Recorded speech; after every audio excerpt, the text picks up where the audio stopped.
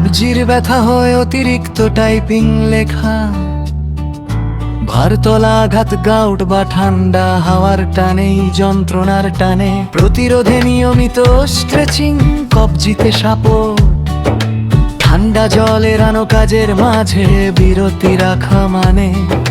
রোগী খেতে চায় গরম ভাত, স্যুপ, রাগ কম, চেহারায় ব্যথার ছাপ, শক্তি কমে আসে গানের সুরে।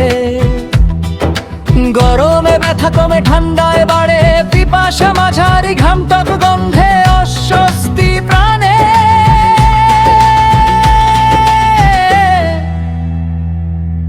মায়া জমে সোরা সাইকোটিক ছাপ দাগে, মায়া জমে সোরা সাইকোটিক ছাপ দাগে।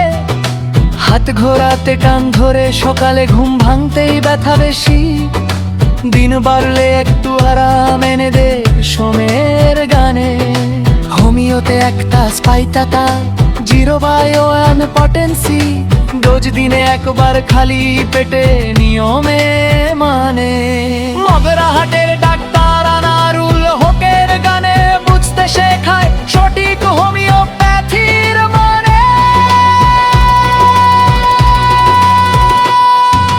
মায়া জমে সোরা সাইকোটিক ছাপ দাগে, মায়া জমে সোরা সাইকোটিক ছাপ দাগে।